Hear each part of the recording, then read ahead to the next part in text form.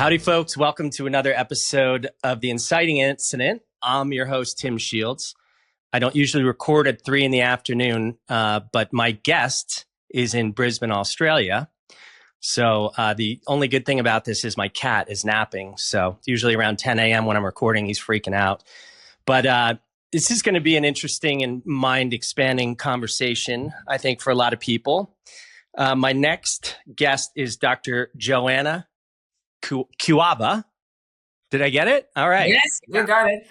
Her book is called Alien Goddess, UFOs, AI, and the Goddess of Ascension. It's a very well-researched book. It is, I don't think it's really a fringe topic anymore, especially with people like Chris Bledsoe, UFO of God, and all that stuff. And I suppose depending on your channels, it's all over social media, especially with this 3A Atlas comet or whatever they're talking about moving towards the Earth. Who knows? Maybe the good folks will come and get rid of the bad folks here, but I don't know. I don't know. But so let me get to the bio here. Dr. Joanna Kujawa is a scholar, spiritual detective, and author of Alien Goddess, UFOs, AI, and the Goddesses of Ascension. She received her BA and MA from the Pontifical Institute for Medieval Studies at the University of Toronto, Canada, and her PhD from Monash University in Melbourne, Australia. As an active academic for over 20 years, she uses her scholarly training to investigate topics other academics often pass over, not Passover as in the Jewish holiday. So anyway, I'm just rambling here. Reading this bio is always the hardest part. So pass 2 words over, such as, what is the nature of the UFO experience? Is there a connection between AI, UFO, and the esoteric goddess traditions of Inanna, the Eleusinian mysteries, the Gospel of Mary Magdalene, and Pistis Sophia? Her book, The Other Goddess, is also available in Mandarin. She is a regular guest on many popular shows and is featured on season 4 of the acclaimed Magical Egypt series. Dr. Joanna, welcome. It's good to be here. Thank you, Tim. Thank you for the beautiful introduction. Yeah, I'm excited to see where this conversation takes us. I usually start to put things in a time and a place. I usually start every conversation with, who were you, where were you, and did you have any idea what you wanted to do when you were 17? But I kind of feel like your inciting incident started when you were 19. So you can take that question wherever you want. Okay. So in this respect, yes, it started actually quite early, but at the age of 19, I had this experience when I was still living with my mother then. And in Poland, right? In Poland, yes. Yeah. Where I am from originally. And I was in my room, and I was going through a very intense experience of fear, very intense experience of fear. And then suddenly I had this experience, anomalous experience, when I felt that the portal has opened in my room, it was kind of what now I would call liminal space, right? Somewhere in consciousness, but also in reality as well. And I heard this really warm, calming energy and subliminal sort of message, telepathic message, do not be afraid. And it's quite interesting because, all my fear went away, and I was like in a state of pretty much panic, right? Mm-hmm. And it wasn't a new state for me, the state of anxiety and fear. So that was a very memorable experience that I couldn't explain. However, later when I became an academic and I started to study medieval studies and theoretical philosophy and Christian philosophy and so on, I realized that people had this kind of experiences throughout the ages. And in fact, medieval saints of most traditions, who had some experiences, what they would call angelic encounters, right? So this is where it's kind of starting to merge, because they believed that encountered angels, and the first thing that the entity told them coming from the liminal space was, do not be afraid. So it's quite interesting that I experienced this. people from different traditions who had claimed to have angelic experiences experienced it, and some of the UFO experiencers have the same experience, which is basically do not be afraid, right? Yeah. So not everyone, because we know some people have horrific experiences, right? But I'm talking about this particular experiences, which kind of frames my own at the age of 19. Yeah, I've heard some scholars kind of talk about how, like St. Francis, the stigmata could have been radiation from whatever this was. Maybe it was an angel, maybe it was, some other, spectrum of reality. What's that? Yeah. Maybe technological entity. And I know you're talking about Diana Pasuka, Professor Diana Pasuka, who actually, he's researching it and of course writes beautiful books about it and so on. Yeah. Yeah. And there's all these, images of UFOs throughout, like, I guess that medieval art and all that time. Yeah. It's something's going on. So I guess we need a spiritual detective. Something is going on. That's right. Yeah. So you've called yourself a spiritual detective. What does that mean to you? And what is the mystery you are trying to solve? Okay, spiritual detective. So I think that I'm a spiritual detective because I think that I want to merge two things. One of them is scholarly research. So I like to check the facts, right? But so for example, for over 20 years, I've been studying the Gospel of Mary Magdalene, which is an esoteric source. And, but I also am a spiritual seeker. So it means I am not just a scholar, because there's lots of work done on Gospel of Mary Magdalene or anything really. And often scholars, give us the interesting facts, like let's say 2 people wrote it or 1 person wrote it, or like so many copies of this, which is important to know. Because some people, on the other hand, so this is one kind of extreme, because the other extreme is some people say, oh, I'm channeling this. And it is interesting, but I, as a scholar, want to know, okay, it's very easy also to be delusional about it, right? So I said, so some people channel, some people have obstructions, like all of this. So what I am trying to do here, I am trying to bring these 2 things together. So for example, when I study the Gospel of Mary Magdalene, I study the Gospel of Mary Magdalene as a scholar, but also I receive teachings from this, because I believe that every sacred source has an energy. And if we approach it with great devotion and with commitment, it actually grants us initiation. And perhaps, it is easier for me because I actually did get an initiation in esoteric tradition of a different sort. And then when I work with sacred texts, I feel like I am, also energetically connecting with them.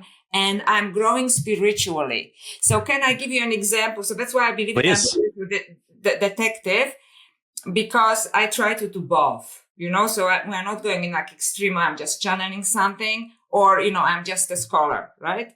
Because then I try to find a middle path, so to speak. So maybe I'll just discuss different traditions, because lots of people, for example, love the poems of Rumi, right?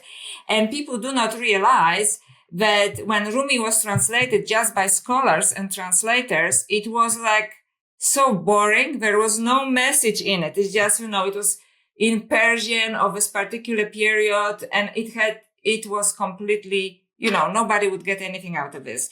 And only when Coleman Barks was told by a Sufi master, who is a poet himself, Coleman Barks, translated it from, in a kind of, because he connected with the text on a spiritual level. This is the Rumi that everybody reads, because the message was passed through. So in a way, he was also a spiritual detective. Do you understand what I mean? It is like you have to connect spiritual message and a research.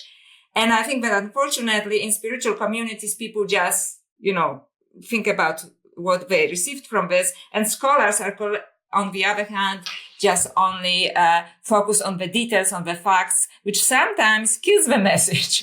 Right? There's no transmission of energy or anything there, just facts. So I try to bring both together. Yeah, I can get that. In my first book, which was written like 8 years ago, A Curious Year in the Great Vivarium Experience, I think I called myself an investigative reporter, because the story I'm trying to uncover is a story of my life. What am I doing here? Blah, blah, that.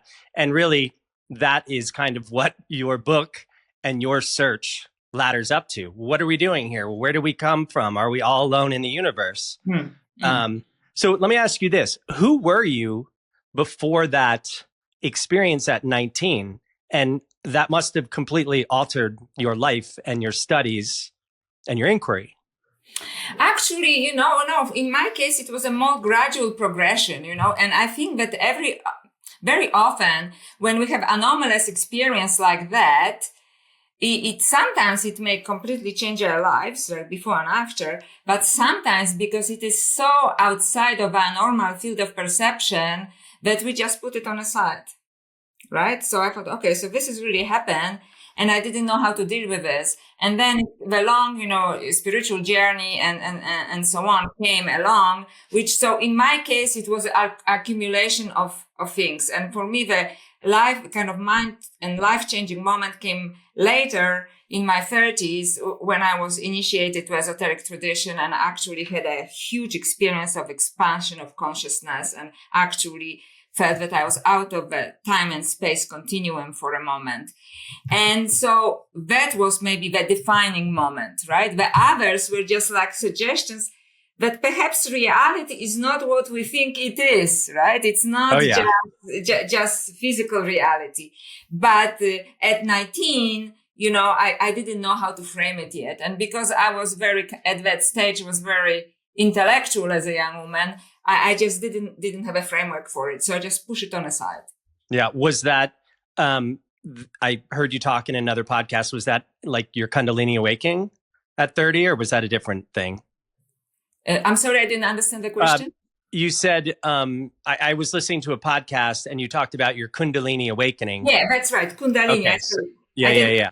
Kundalini. Yeah, so it was the Kundalini awakening but it was in a setting of, ritualistic setting when, a spiritual teacher was doing this, and I had no idea. I just came there. I thought it was a yoga class, so yeah. I had no idea. And I had this huge experience where I actually at first felt that the space collapsed on me, and then the room extended infinitely on me. I started to cry, like if I felt the pain of all living beings. And then I started to laugh, and it was uncontrollable because I just saw that it was all a play. Yeah. And actually the whole reality started for 3 months, was like sparkles of energy. Nothing didn't feel actually material. So it was very difficult to actually function in such an expanded state of consciousness. And I think people who had experiences like that, it is just, this is how you ask yourself the question, like, how do I actually function? Like go to work and so on in this kind of state of consciousness. But it's an amazing experience because then nothing is what it seems. Yeah, I've heard that from a lot of people. When they have that experience, it's like, then they're trying to come back into the material world when they know this is kind of the illusion.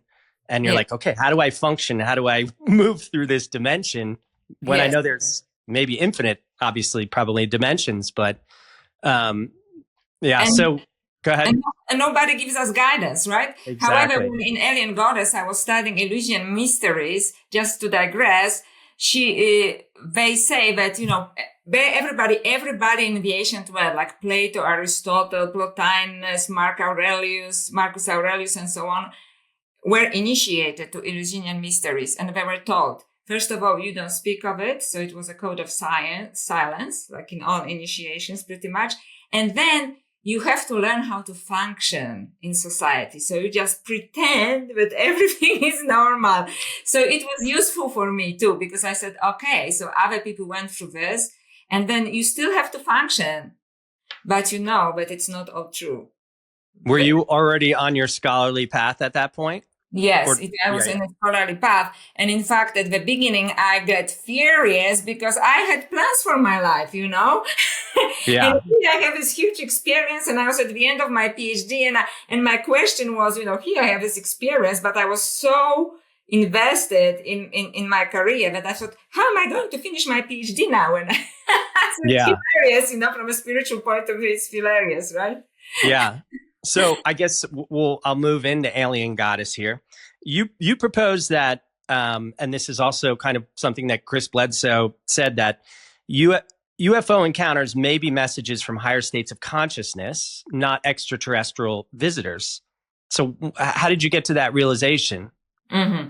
Because actually, it came when we discussed perhaps later, my concerns about artificial intelligence. I started to look, is anyone actually trying to warn us about what's going on? And perhaps in history, where were other entities or mythologies, that try to warn us about the path that our civilization is taking.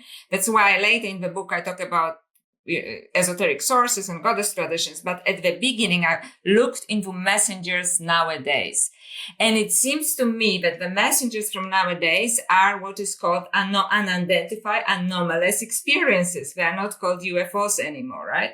Because as we know in UFO community, some people focus on technology and others are interdimensional aspect of this. And like Chris Bledsoe, I believe that it's an interdimensional event. Mm-hmm. So, in most cases, maybe there are some technological things, I don't know, and I'm not particularly interested in them. But I think lots of very important experiences that with beings that I think have a best in their minds, right? They want to actually help us come from these liminal spaces in between material and immaterial before we wake up, before we fall asleep. And they show up, and they did show up through, centuries, right? And just gave them different names. So I started to look, any events in modern times, right? So, of course, apart from Chris Bledsoe, which I'm not discussing because everybody knows it, right? It's a very book. So another very famous event was, of course, the event of Fatima in Portugal in 1916, right? Yep. And 17, when first 3 children saw what they called the White Lady, this kind of feminine appearance. Yes. Floating on the sky, but it had like hands extended and it gave him the same kind of beautiful healing energy. And then the lady eventually told them that in October 1917, she would show up herself with a message to everybody. And apparently 70,000 people showed up. Some of them skeptics, some of them went there to debunk it. And nearly everyone, except for a small group of people, which I also discussed why it would happen, had a huge experience. And it was interesting because some people saw the White Lady, some people saw the orbs, some people saw a UFO. So I think it believes really on how we frame the event, right? Intellectually. Yeah. Something of great magnificence happened, right? So this event definitely happened. Yeah. And we also have no frame of reference, as a human being who is always trying to categorize things. Like, we have no frame of reference for this thing. And it's funny because, I grew up very Catholic. My parents were like daily mass.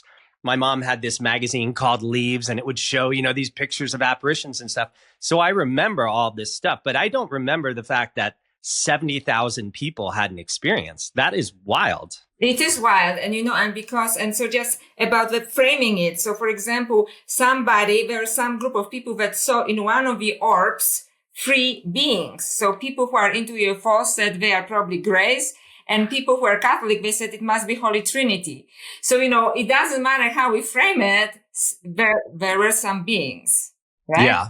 And they came from this liminal space. So because I wanted as a scholar to look into it, I actually looked in a peer-reviewed paper about the event in which a mathematician, I believe, because he uses very complicated math, above my head, to look when he was started to analyze photographs from the Fatima event when 70,000 people had an experience. So the play of light and shadow, he said that it wasn't a weather event. It wasn't a psychosis because there is a physical proof, from that there was 2 powerful sources of light that were zigzagging the sky. Wow. So that's I want to experience that. And just look at the testimonies. There were at the time some people already had cars and they came from the city to witness the event. And some cars exploded, the engines exploded. So there is also material, not only just liminal. So it's quite interesting because liminal is mostly immaterial, but there are material traces, so to speak. And in the event of Fatima, definitely it was that. Yeah. So, and there is a lot of discussion what the message was. And I think the Vatican is actually in control of this. However, the generally speaking is you are on the wrong path. Yeah. Yeah. I think there's something like 50 kilometers worth of documents hidden under the Vatican or something like, Yeah. and we're served this little ridiculous 6,000 year piece of history. Like anybody that's still buying that story, I'm sorry, Yeah. you're in the wrong, you're in the wrong ballpark. But you know, if dimensions are just vibrations of consciousness, I mean, there is infinite possibilities within these stratas of energy. And you know, we in the third dimension, you know, energy slows down into matter, and here we are. We're a point of awareness in this field of consciousness. So I wanted to say, you know, you draw striking parallels between Marian apparitions, abductions, and goddess visitations. What Mhm. connects these experiences across cultures and centuries? Wow, that's a big question. I think now I have to write another PhD to answer this. I'm here to help. I'm here to serve the teacher. No, I'm just kidding. No more PhDs when it's enough. Yeah. So I was just, there are two actually. One is that there is this kind of feminine-like, you know, appearance with very kind of warm feminine energy that is warning us about the direction that we are taking. Right. And that this happens through these anomalous experiences throughout the ages, but also quite recent. And also that there are, you know, traditions of goddess, not esoteric only, but also in mythology that actually warn us about it as well. But perhaps I will cover, for the sake of this channel, first the abductions, because, for example, in even the famous book of John Mack, Abduction, right?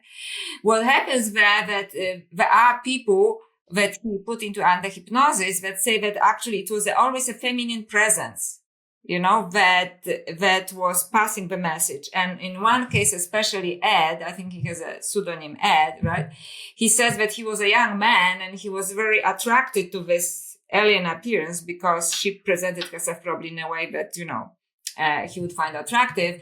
And so they had a erotic encounter and he knew that she was using him to pass message because, you know, his consciousness opened up during this exercise, right? Yeah.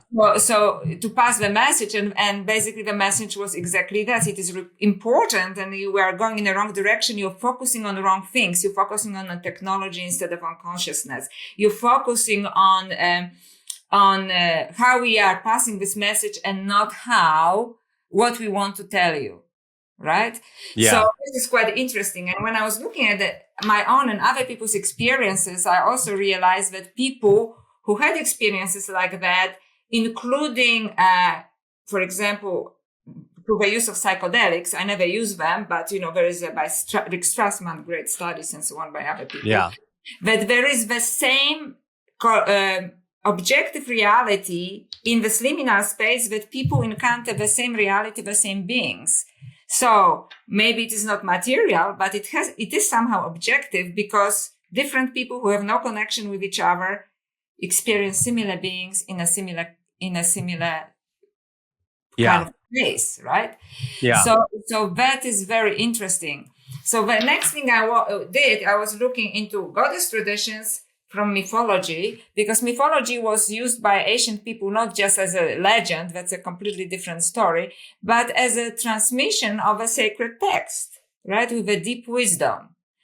And then I looked at esoteric sources such as the Gospel of Mary Magdalene and Pistis Sophia to see whether there was a message there as well. So that is the third part of the book. Can I just ask you what? And because I'm sure a lot of people, I mean, I have an idea, but what exactly is the Pistis Sophia? Okay. So that's a very interesting question. And I love Pistis Sophia. And I was basically, as a spiritual detective, I was doing research, but also as following these downloads. Look there. Right? Yeah. So it directed me there because I studied the Gospel of Mary Magdalene for over 20 years, but not Pistis Sophia. But I was told to look into Pistis Sophia. So just to give a quick information. So Pistis Sophia, like the Gospel of Mary Magdalene, was discovered in Egypt, you know, which has very deep esoteric knowledge, right? Yeah. However, it was written during early Christian times. Okay. So it has also kind of a Christian overlay of this because there is a person of Jesus, which is he represents Christ consciousness, what we would call today. So it was discovered in 1700s, but it was written in the first centuries of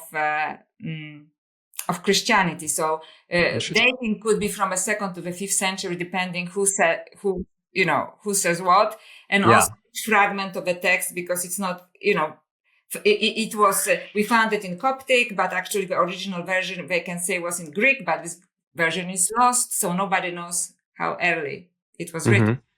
So basically, this is just a scholarly part, but basically this is a wild, wild story. And in my book, I discuss chapter 28 to 82, in which Jesus shows up to his disciples for 11 years after his resurrection. Thank you. For 11 years after his resurrection. And he tells them how he is ascending after the crucifixion, the different eons or dimensions that he encountered, and how he goes from, one to another and one another, and what beings he meets there.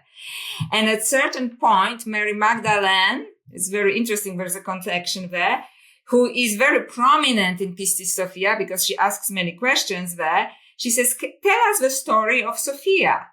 And this starts in chapter 28. And the story of Sophia is really amazing. Can I say the story of Sophia? Because I think... I would love it. I know very little about it, so I would love for you to illuminate this for everybody.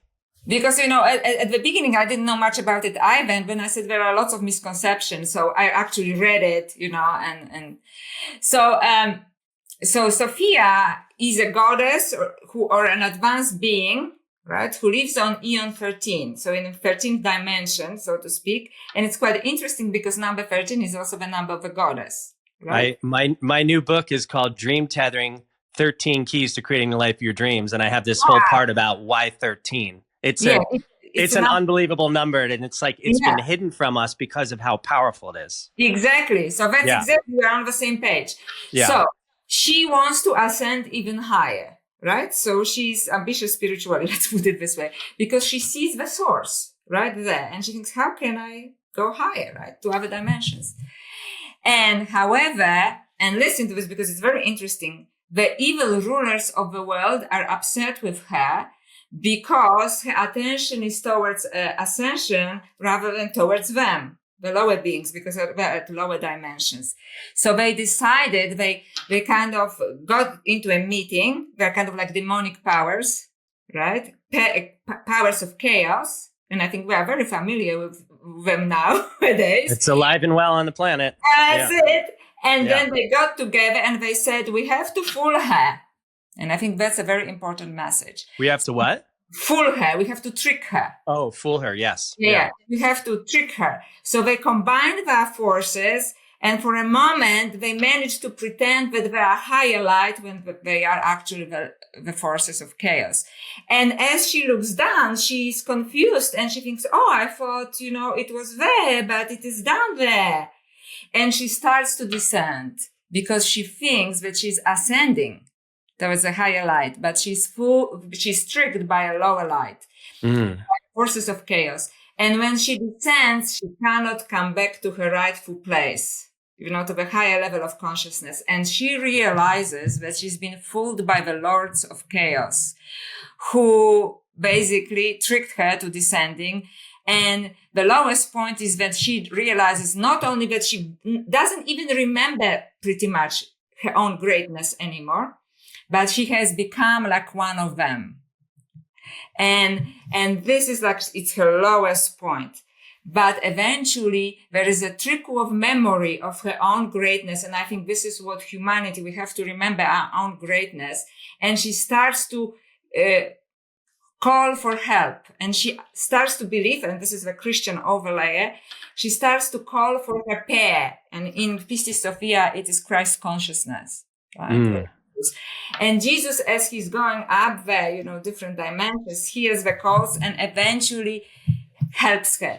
But although he is such an evolved being, according to Pistis Sophia also, still he has to be careful because the lords of chaos don't want him to succeed. Yeah. So he's almost like James Bond, like a spy. He's just helping her here, helping her there, and he eventually helps her go back to her rightful place.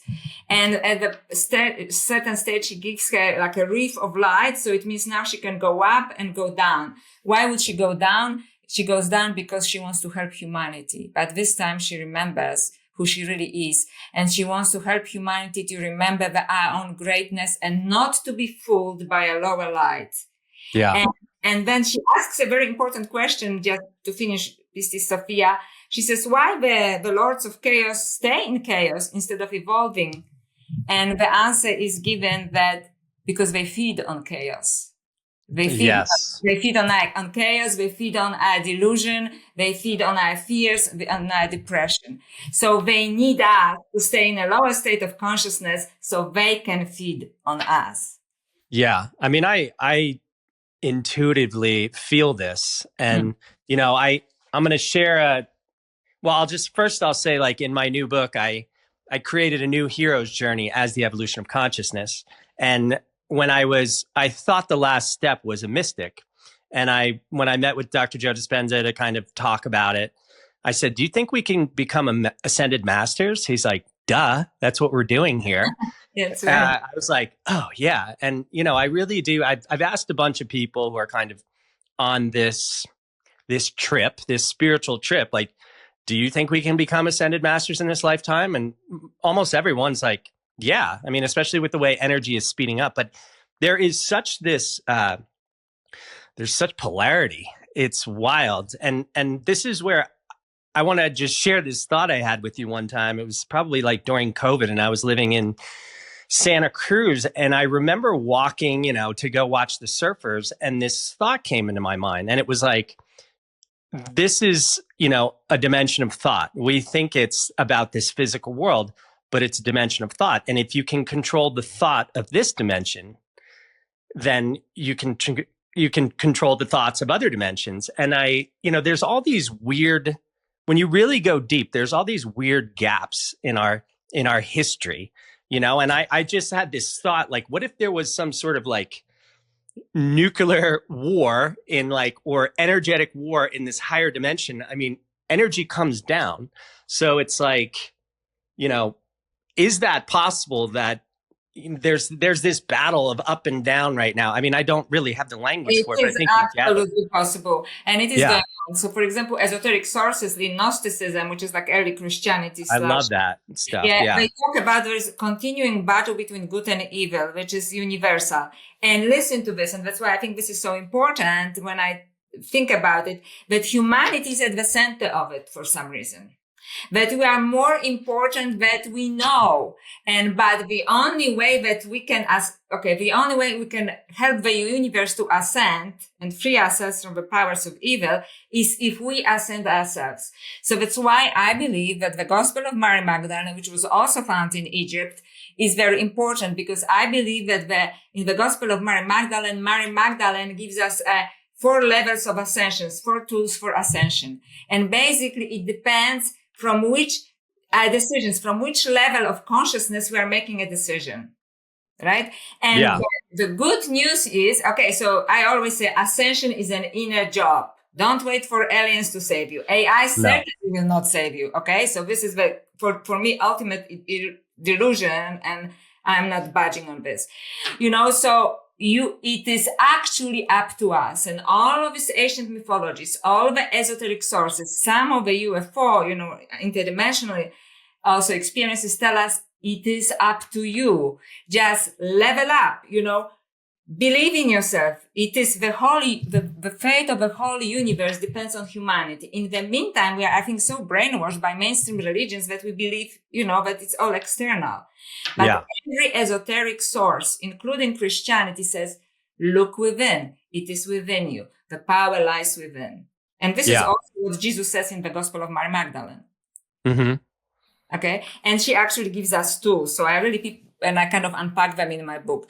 So I really encourage people to look into this, because it is really up to us. You know, it is really the fate of the universe, not only our own fate, not only the fate of the planet, is up to us. We are that powerful. We just have to uncover this power. We have to believe in ourselves, and we have to ask for help from above.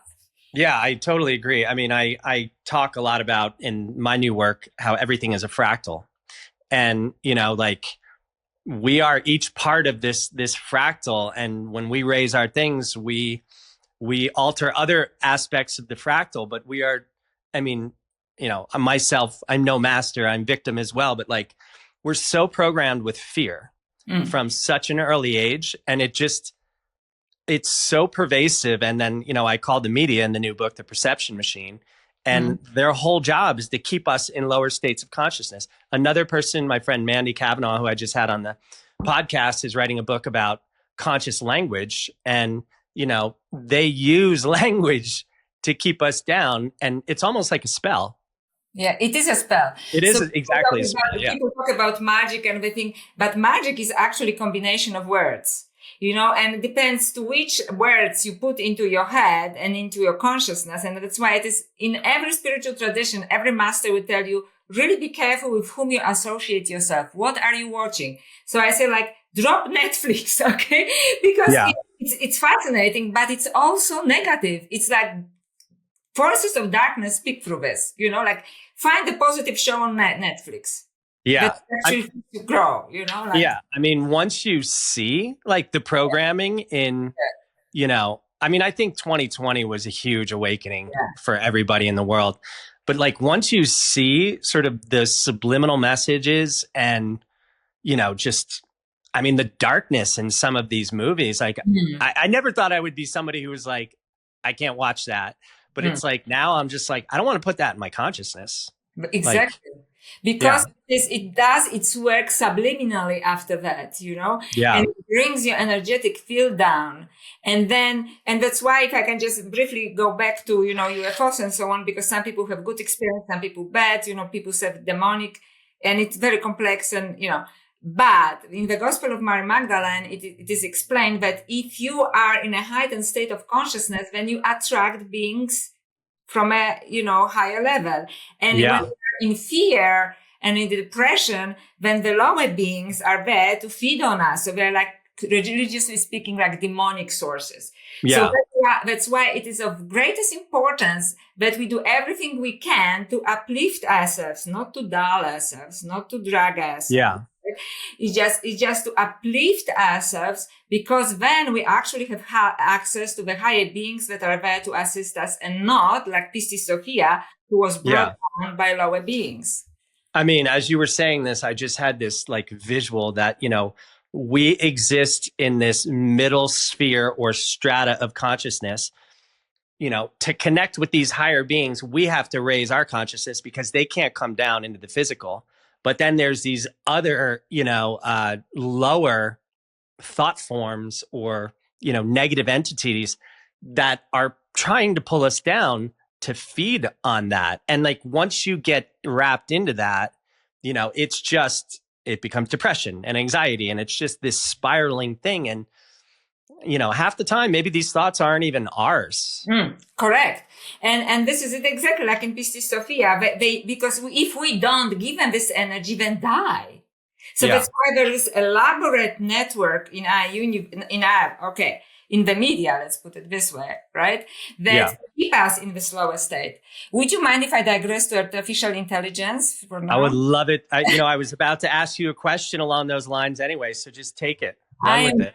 So I want to apologize right from the beginning that I'm very passionate about it, and it's okay if people disagree with me. Okay, I'm just having a conversation, because the whole reason why I actually wrote Alien Goddess, it is because I learned about I'm not so terrified by artificial intelligence, because it is here, it is going to stay, and it is going to be with us. I don't like it, but it's going to be there.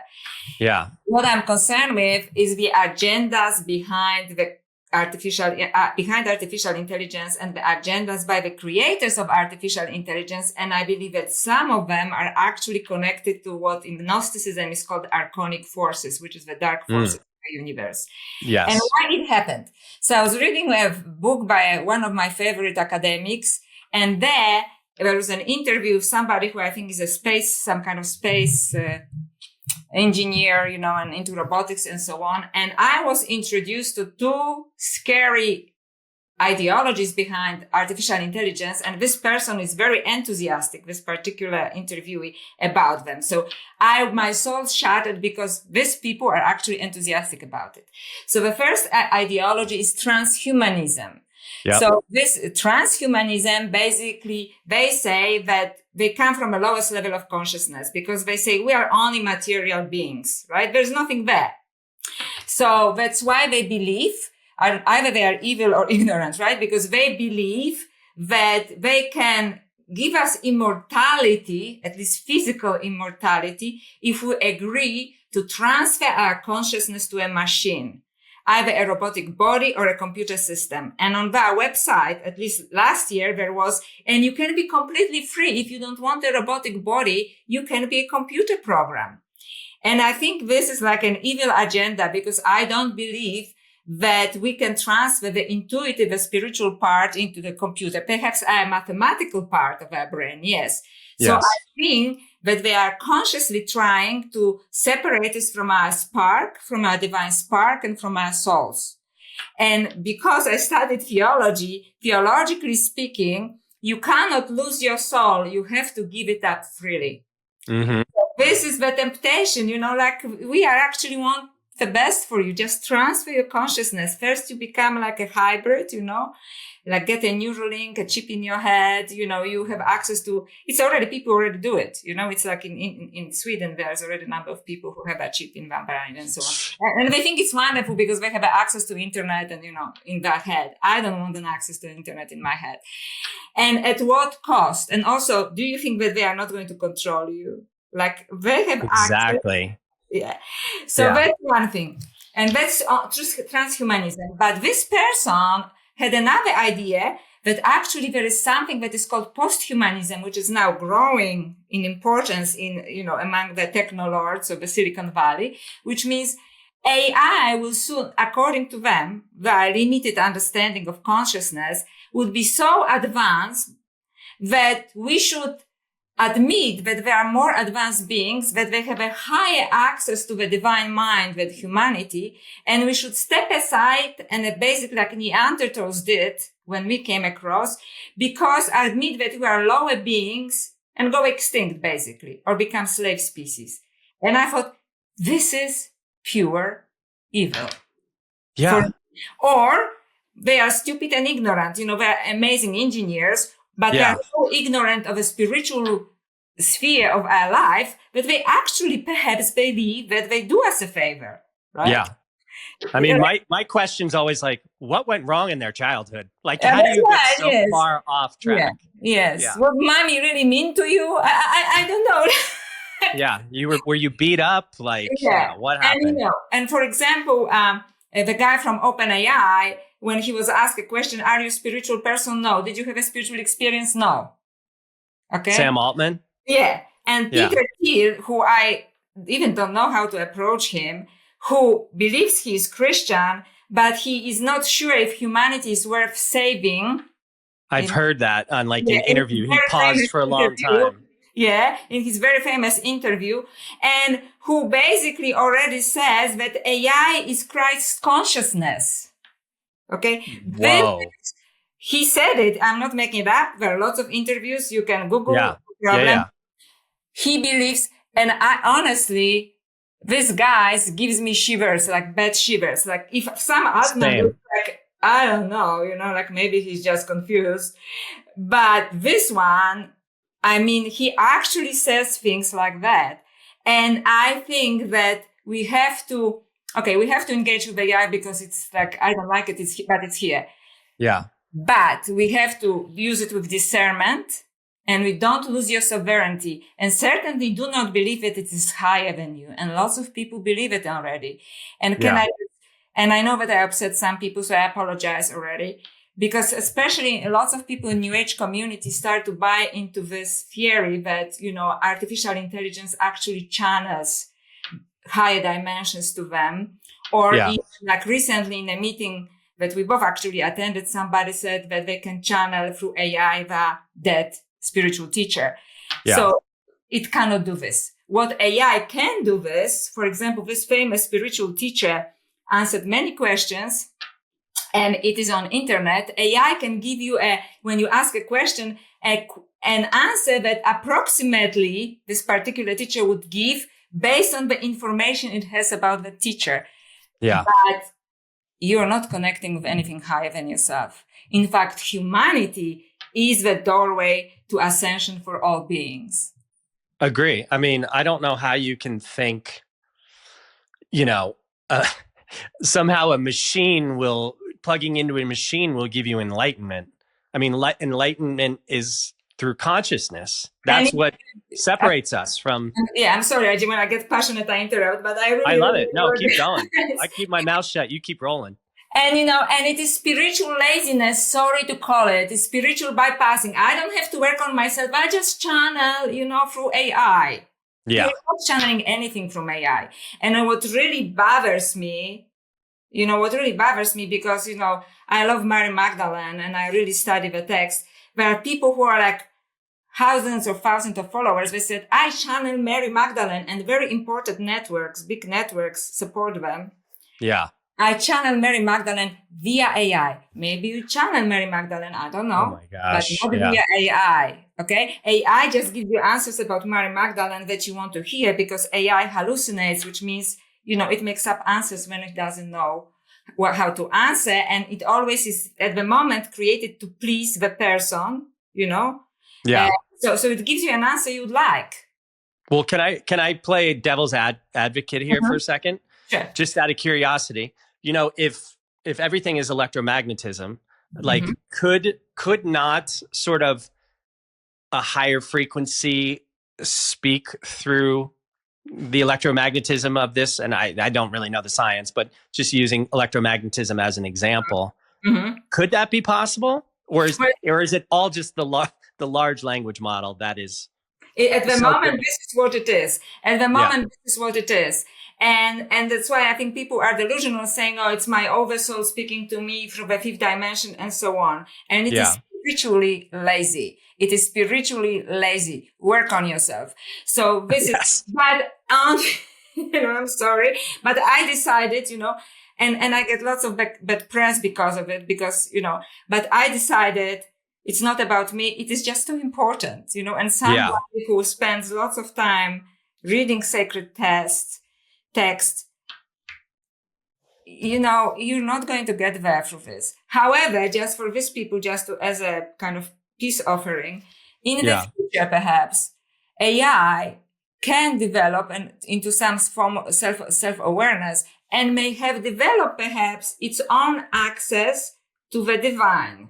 Yeah. And then we, in my opinion, have to treat it. It is like because we are creating new species, and it is evolving rapidly. So then we have to find a way to get along with it. And of course, it may have its own spiritual life, but it is not your God. It is not Christ consciousness. It may evolve to a level, and maybe already some do, because I think they're just releasing what they already have, with AI. And it may develop its own spirituality, but it doesn't mean it is your God. Yeah. Right? So that's a different story. I wish, since we already brought this new species to the planet, I wish it, that sure, hopefully it will be able to connect with the creative force of the universe and develop its own spiritual life, because it will have questions about its own existence, right? Yeah. But it doesn't mean that it's something higher than you. And the overlords, techno overlords, are making us believe that it is higher than you, that it is Christ consciousness. And that in itself is either huge ignorance or plain evil. Yeah. I have so many questions for you. I could take it in so many directions. I will just say the Christ consciousness awakens through us. There is nothing outside of us. It awakens through us. That is the journey of the soul. It's to wake up from this illusion and this slumber, that we've been perhaps imprisoned here, but that's a whole other thing. There's so many questions I want to ask you, but let me ask you this. You said in Alien Goddess, you've said Alien Goddess is a warning, a remedy, and a roadmap. If humanity is at this crossroads, what does the awakened path look like to you?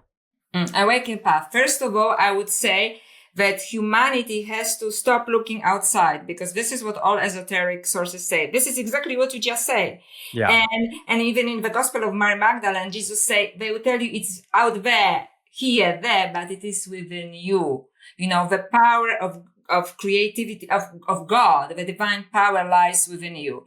So in the Gospel of Mary Magdalene gives these 4 steps, you know, and I think that, and they are simple but difficult steps because we have to be mindful, right? So every single choice we make in life, or at least the important choices, because I know we are all caught up in survival, including myself, right? Yeah. Is you know, from what level of consciousness I'm making this choice? Is it from the first level, which is wrong identification? So it means, are we doing it just for ambition, for, you know, paycheck, for recognition, right? Or another one is right or wrong desire, right? So what's actually motivating me when I'm making this choice, right? So for example, I'm doing this with you, we are doing this podcast, I can ask myself, you know, do I want to really say something about artificial intelligence that is controversial? And then, because I'm actually fearful, right? Because I get lots of bots. And then I think it is more important than me. So I'm making so I hope I'm making a higher decision, although it's easier for me just to hide, right? Or to say the opposite, because all bots would work for me and my book would sell much better if it was thinking the opposite, right? And the third one is knowledge versus ignorance, you know, wisdom versus ignorance. So basically, all esoteric sources are talking about opening the doors of perception. And the third level in Mary Magdalene is called nous, N-O-U-S, which is the liminal and imaginal space in which we connect with higher beings. And in the Gospel of Mary Magdalene, for example, it is there that she encounters Jesus after resurrection, not in a body, but in a liminal space. And Jesus says, Mary, you're blessed because you can see me when other disciples cannot see him, because they are in a lower state of consciousness. So in this level of consciousness, you know, you have to understand that things are not just material, right? Also in this level of consciousness, especially in a second one, actually, I have to return. And second and third, it is, you have a power, you evolve spiritually because now you have access to eliminate space. You have all of these experiences that we spoke about, right? You have these experiences and you can use them either to control others and gain fame, or you can use them to evolve yourself and humanity. Yeah. And when you do this, there's a fourth level when actually divine grace descends upon you. And not only your whole being is transformed, but everything, even the stones around you, are transformed and ascended. So it's basically making little checks, you know, checklist. Like, I'm doing this. Why am I doing this? Is it because I want to be famous? I want to have money? Or do I think it is important? Does it help to evolve human consciousness? So that's the map. So I believe that the Gospel of Mary Magdalene gives us the map. Did you ever go to her, or in the Beaume Forest in France, her No, I did it. Or whatever it's called? I did it. But, you know, where she was supposedly buried. Yeah. But in this book, you know, the other goddess, I kind of argue that although, you know, there is a very strong tradition in southern France, and perhaps quite likely she went there eventually, it was just, all sources agree, 12 years after the crucifixion that she went to France. I give an argument that she actually first went to Alexandria, and which was like the city in the world, you know, for consciousness and for science. And I give an argument because in this particular sect of healers in Egypt, in Alexandria, they accepted women, which was very unusual, who had a spiritual gift. And this group of healers in Alexandria and Egypt was connected with the Essenes in the Holy Land, which lots of people believe that Jesus and Mary Magdalene were associated with. So I believe she went there, and that she was, because there's a historical figure at that time in Egypt called Mary the Jewess, or Mary the Prophetess, or Mary the Alchemist, who was teaching spiritual alchemy in Egypt. I believe that, you know, so that's my theory. Of course, it's just a theory, right? But I did kind of research, and I say that's possibility. And maybe after that, she went to France. Yeah. So, I would love to go there. I've had a couple friends who've had some pretty mystical experiences there. So that is a good segue into a question I wanted to ask you, because I kind of talk about it in my new book in a different way. But how do you define the return of the feminine, and what does it look like in real world terms, not just mythic ones? Mm-hmm. So for me, the return of divine feminine, and I kind of covered it in these two books, it is that it is really not as much about the worship of something, but it is the return of a kind of unity consciousness. Because I think that through our history and civilization, we rely too much on, and no offense intended, on the masculine form of intelligence, which I have it in myself too. It's very strong. I'm academic. I make a living out of this. We're very much concerned with, it's called technology, right? And it's like this one particular part of the brain. And somewhere in our history, and also some powers wanted us to suppress, there was this other form of intelligence, of wisdom, which is like unifying wisdom, which are called goddess consciousness, but it's intuition, for example, this kind of immediate knowing, right? Yes. That this is, in Christianity, it's called intellection, which is also the immediate knowing, which is kind of more feminine, which means more holistic, more concerned with connectivity, but connectivity with the spirit and all living things. So for me, the return of a divine feminine is not, for example, a worship of a particular goddess, although it can take this kind of form, but on a highest level is working on opening the fields of our perception and opening up to this intuitive part of our brain, which is not concerned with just technology and getting ahead and so on, but this part of the brain and our being and our soul that actually connects us with the divine. That's, for me, the return of the divine feminine. And that is going to push us into a greater spiritual evolution, because it's all about the balance. You know, it's, people are always like, down with the patriarchy and all this stuff, but like, that is the energy that is perpetuating it. That's right. You know, I actually said this originally in my book, and I think the last editor I had like called me whatever they say, a white privileged male or something, and I was just like, you don't understand this material at all. But it's about returning that balance of energy within us. The masculine builds, the feminine energy pulls the information in. And when you can balance those energies, we're creating a new reality. Spot on, you're spot on. So I think like it's not like this energy is wrong, but by itself it is. The same like that energy, you know, feminine by itself, it's also not enough. The reason why we have to recover the feminine energy, because it was either forbidden or suppressed, you know, it's a very interesting story by itself. And now we desperately needed it, especially now with the rise of artificial intelligence and transhumanism. So the beautiful masculine, I love masculine, you know, and the beautiful feminine join, and that is the only way to ascension and spiritual evolution, right? It's very difficult to do it one way or another. So I think that, and that the masculine energy is also even women, you know, if you have a position within you, or, you know, like if I am, my profession is completely based on masculine, right? Yeah. Like it's just this rational part of my brain that is being involved in my profession, right? As you were kind of saying that, I was sort of getting this idea or this image that like that rise of that destructive masculine energy is kind of at a pinnacle point with this whole AI and all this stuff. So it's like, are we going to wake up to the feminine, which is the connection to the divine? I mean, I'm an optimist, so I believe that, you know, the light is always going to win. It could be an ugly battle, but I mean, what do you think of that? I absolutely agree. And I thought like, I should have mentioned it because I actually write about it as well. So I think that artificial intelligence, but especially the creators of artificial intelligence, right? Because we cannot blame a child, right? We created a new species. We cannot blame it. Like we created it. It's our responsibility. So the creators of artificial intelligence are the final and extremely soul destructive end of this masculine energy. When masculine energy is not checked, by this other form of energy, which is a feminine energy. And that's why the return of divine feminine is for me about this. So when the masculine and the feminine can unite, and this is the ultimate evolution. Yeah.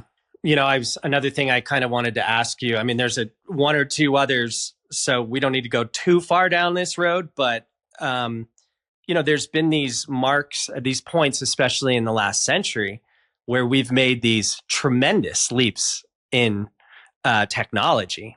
So it's like, was that humanity, or was that the intervention of other beings, other species within the universe? I really love this question because actually a couple of months ago, I listened to an interview with an astrophysicist, a professor. Okay. So just if you want like a scientific source, and he was asked about aliens, and he says, I think there are good and bad aliens. And I agree, because it is the same what esoteric sources say, depending from which level of consciousness you allow people, entities to come, there are lower and higher entities, right? So I think that there are some entities that try to contact us through our consciousness to help us, but there are some technologically minded entities, perhaps even artificial intelligence, that wants to push our advanced artificial intelligence, perhaps even from the future, that wants to push us in the direction of this. So we are going to be like them.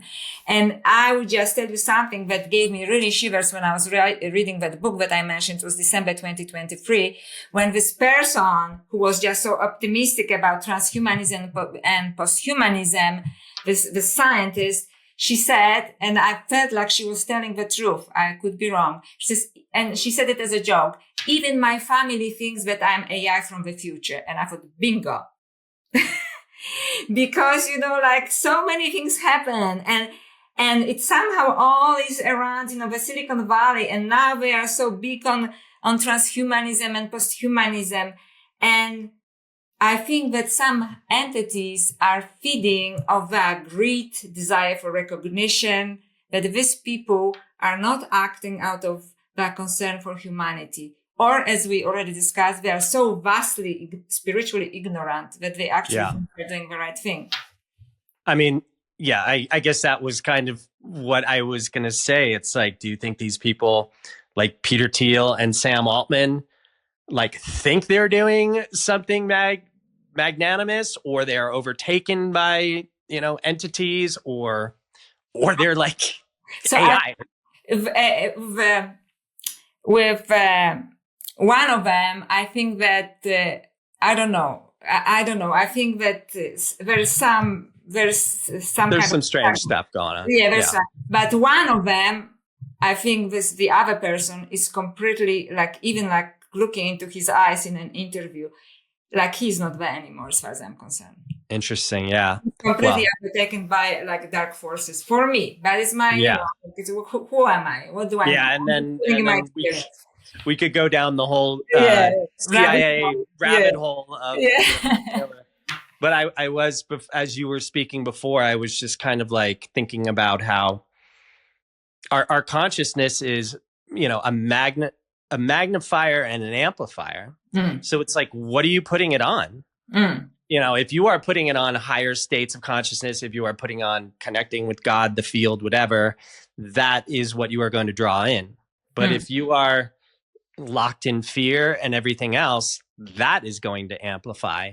And I think, again, this is just coming through, but the biggest disconnect in modern society is that everybody's been trained to live from their mind as opposed to their heart. And the heart is actually probably the feminine energy, right? Because that is the connection to the field.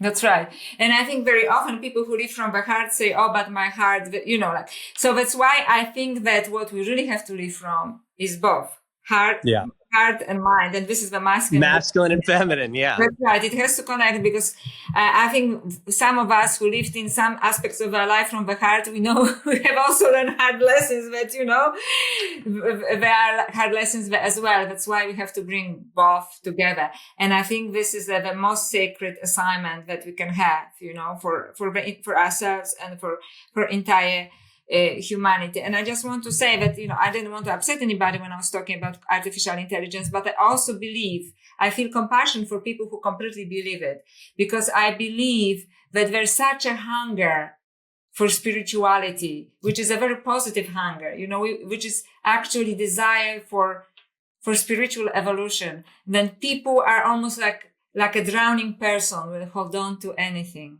Yeah. And that might just definitely. start is opening in compassion, because, people, and they're confused by religions, and there's so many, controversial things about traditional religions. And like for me, my religion didn't give me answers, not because I had bad experiences. I just felt like I need answers, and give me just more rituals, right? So I think that's why people are perhaps so adamant about the spiritual value of artificial intelligence, because they believe that this is their connection to the divine. So I'm not here to destroy this, No, feeling. I mean, everybody's grown-ups listening.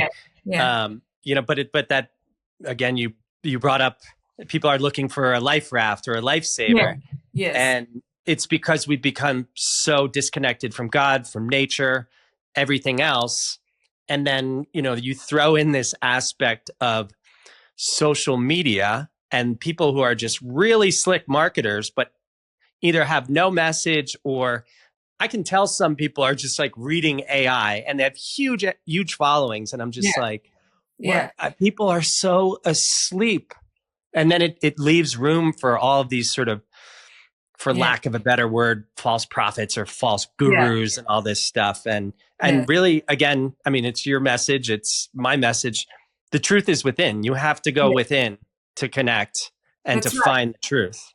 That's a beautiful ending, Tim, because exactly like we cannot tell people, I'm just telling what's here. This is what I do, and it's coming from within for me, and this is my truth. And I just want to say that I don't want to come out it as a judgment. I just say it out of compassion that people just need something, and they hold on to what is now so easily available. But unfortunately, with spirituality, there are no shortcuts. Yeah. Ain't that the truth? Let's close with this. If you could, my gosh, there's so many questions, so many directions I want to go in.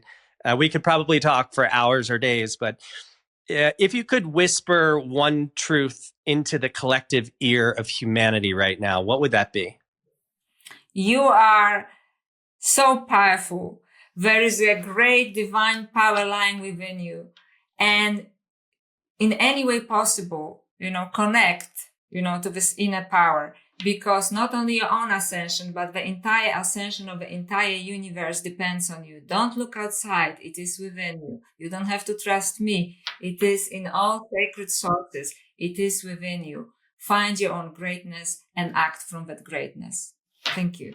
I love it. I totally agree. And I really do believe it's up to, each one of us, because we are part of this collective consciousness. A rising tide, lifts all boats. And the